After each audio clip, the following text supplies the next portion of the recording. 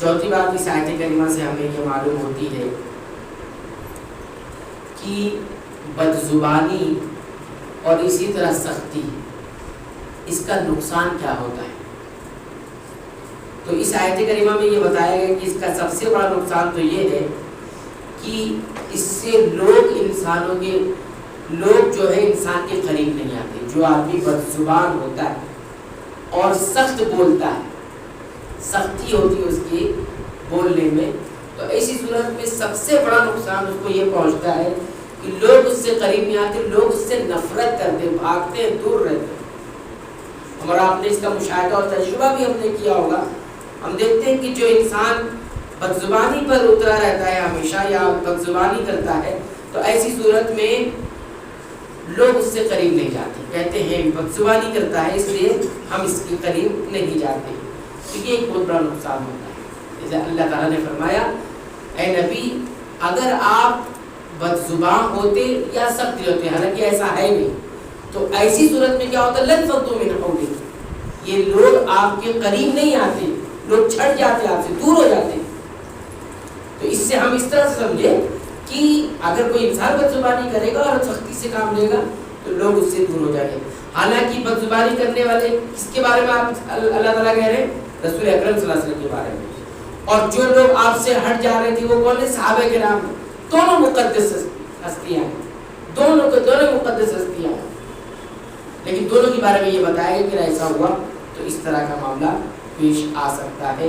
بلکہ یہ لازمی نتیجہ, جس کو ہم کہہ سکتے ہیں یہ لازمی نتیجہ ہوگا کہ لوگ دور ہو جاتے ہیں. تو یہ ایک بات معلوم ہوئی جو آپ کے سامنے رکھی. اس کے بعد پانچویں بات جو اس آیت کریمہ سے ہمیں معلوم ہوتی ہے وہ یہ معلوم ہوتی ہے کہ انسان جو ہے اسے چاہیے کہ جب بھی لوگوں سے معاملہ کرے تو ایسا معاملہ کرے کہ لوگوں کو فائدہ پہنچے, نفع پہنچے. یہ ایک تربیت بتائی جا رہی ہے آیت کریمہ سے کہ معاملہ جب کرے لوگ انسان کو تو یہ کوشش رہے کہ ہم لوگوں کو نفع ہی پہنچائیں. لیکن نفع میں سب سے بڑی چیز کیا ہوتی ہے؟ لوگوں کو اپنے سے قریب کرنا, دوست بنانا, نہ کہ دور کرنا. یہ بہت بڑی نفع کی چیز ہے. اور آج جو ہے تو یہ جب ایک نفع کی چیز ہے تو اس سے بڑا نفع کیا ہو سکتا ہے کہ انسان جب بھی معاملہ کرے تو لوگوں کو نفع پہنچانے کی کوشش کرے. یہ کوشش میں نہ رہے کہ انسان جو ہے میں فائدہ اٹھا لوں دوسرا فائدہ نہ اٹھے. آج کل یہی ہو رہا ہے جس کی وجہ سے کوئی فائدہ نہیں اٹھا پا رہا ہے, کوئی بھی.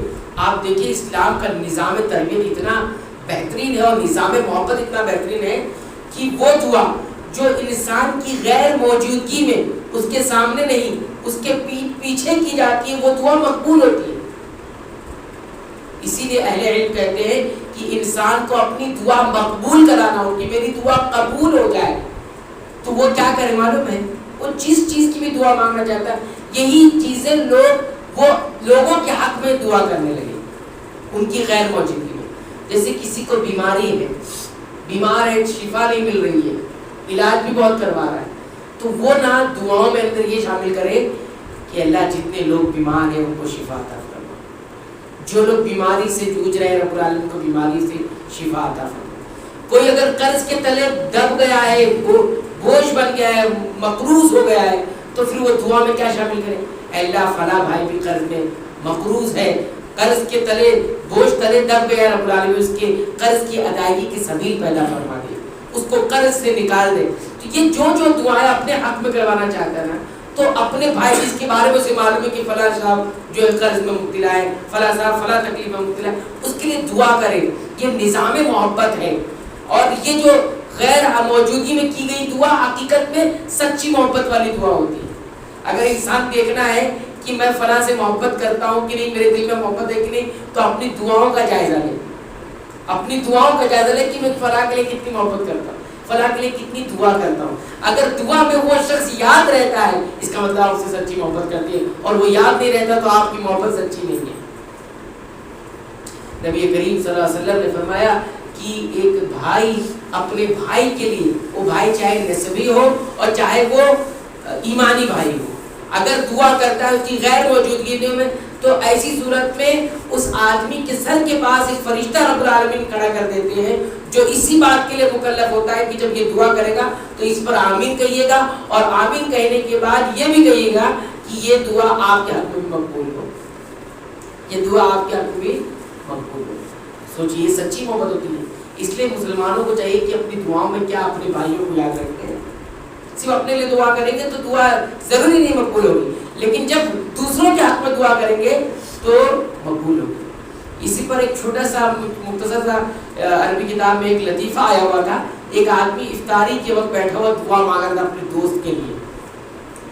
کیا دعا مانگ رہا ہے؟ اللہ اس کی شادی ہو جائے۔